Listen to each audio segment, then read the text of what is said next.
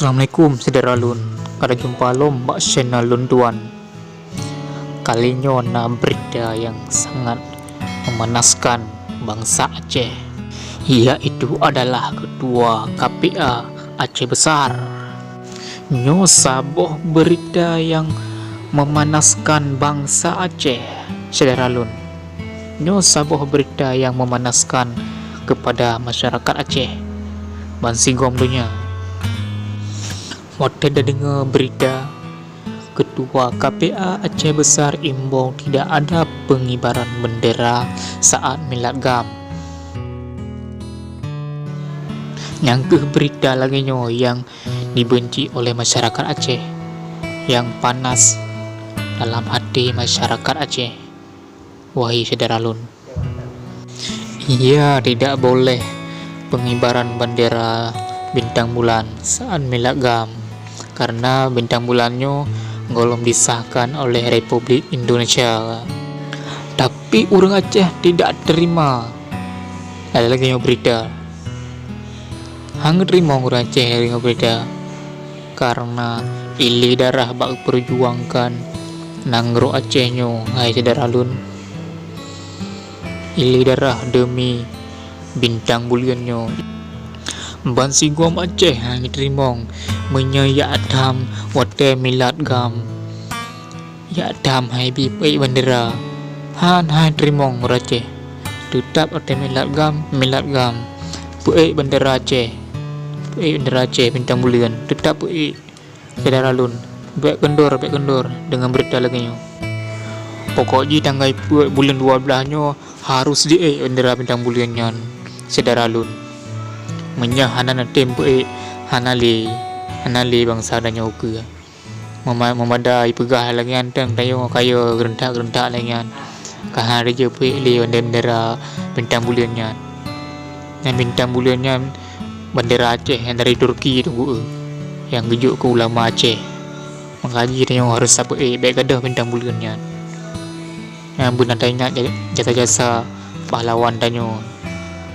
Nah tingat buat masa konflik bintang bulan bendera bintang bulannya haluh bak bude dipakai bak bude diikat nyamban demi bintang bulan. Tapi truk bak uronyo kaya dam habi pui je hotel milad GAM pajan je tapi lom tengah menteng na tanyo yang tupu adum dan menteng na GAM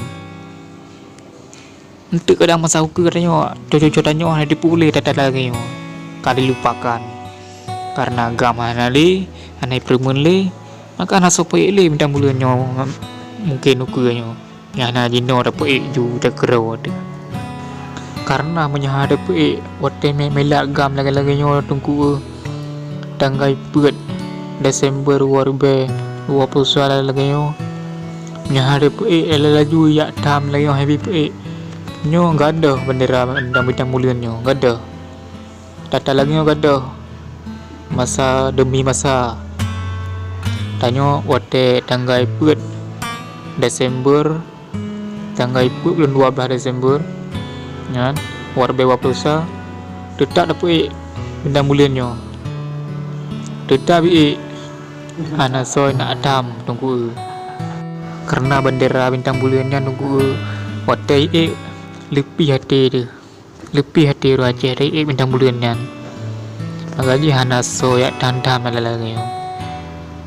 Mulung menteng dah dengar berita lagi gram ku. Ya tandam IB bendera bintang bulan tanyo. Pokoknya masyarakat Aceh tanggal ibutnya bulan 12 nyo harus sampai hotel milad GAM bendera bintang bulannya. Bayon pekat GAM lain harus sampai pekat GAM lain berkompak mandum lah bendera bintang bulannya berkompak lah GAM baru maju Aceh nyonya GAM mana kompak pandai maju Aceh lagi bintang bulan kai tang di ho ka GAM pu GAM mana suara li endong menteng rekan lum gabah. Jadi baik tua no tanggal perutnya bulan 12 warbe wapusa segera dapat bintang bulan. Terima kasih. Assalamualaikum warahmatullahi wabarakatuh.